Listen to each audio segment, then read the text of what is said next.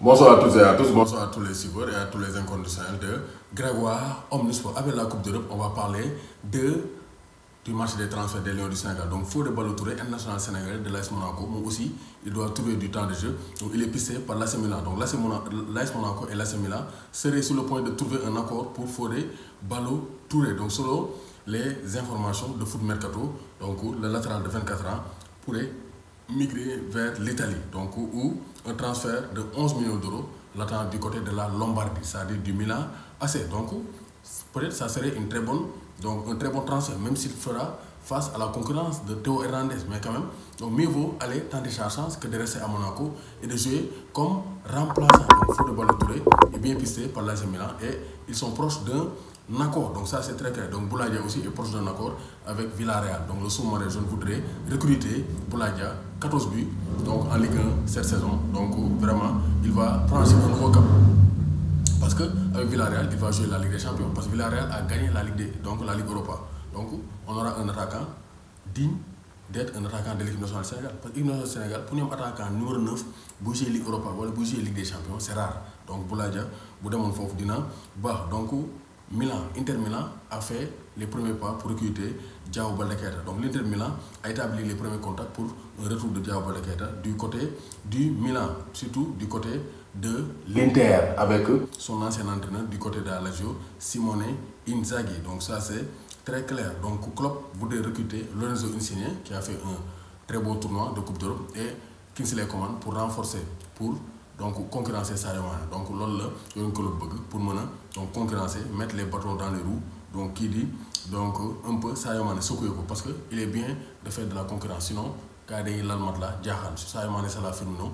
Donc Diogo Jota ñëw na xaw a yëngal donc kaw yi il faut des renforts pour jouer la Premier League mais aussi la Ligue des Champions. Donc retour de Moussa Wagué après son prêt et grave blessure. Donc Moussa Wagué il a été victime d'une rupture du tendon rotulien ainsi que du ligament croisé. Depuis 13 décembre 2020, il n'a plus joué. Donc bientôt, donc Moussa Wagué, donc définitivement 6 mois peut-être jouer tout. Donc il est de retour avec l'FC Barcelone. Donc demande à la Ciutat Esportiva Juan Camper, moi camp d'entraînement Barça pour faire les tests Covid. Donc avec le FC Barcelone. Donc peut-être Moussa Wagué pourrait retrouver le FC Barcelone. Au total 12 joueurs de l'équipe première étaient présents. Une fois les tests médicaux passés, l'équipe effectuera sa première séance d'entraînement pré-saison le 12 juillet, lundi.